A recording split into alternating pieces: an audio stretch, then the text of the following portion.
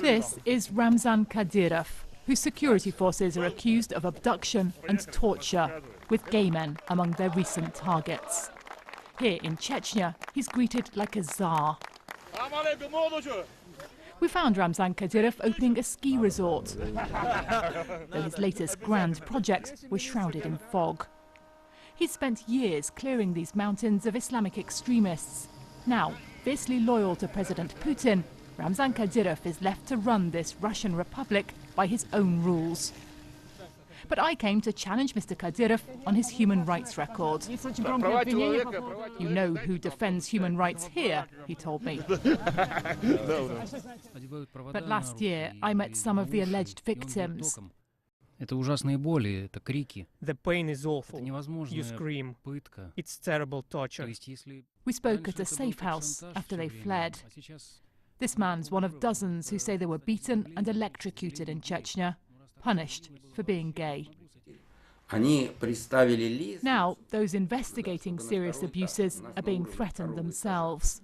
This was an arson attack against the last human rights group still working in Chechnya. The head of its office there has been arrested, and the group sees all this as a warning.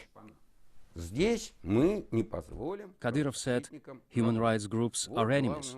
They are enemies of the people. They will not exist here. It's clear that after that anything could happen. It's very dangerous to work in Chechnya now. Very dangerous. The threat of terrorism is far lower in the Caucasus now, but Ramzan Kadyrov told me he sees a new enemy here.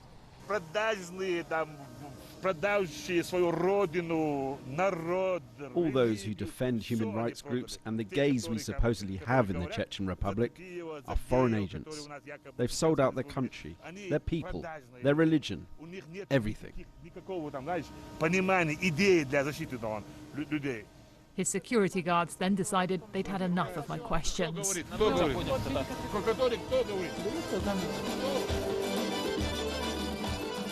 They'd come for a celebration after all, reclaiming the mountains after years of conflict.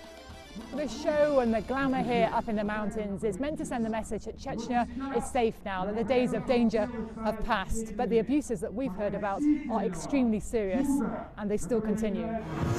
Human rights groups warn this is a veneer, and if they're forced out of the Republic, any future victims of abuse will have nowhere left to turn. Rainsford, BBC News, Chechnya.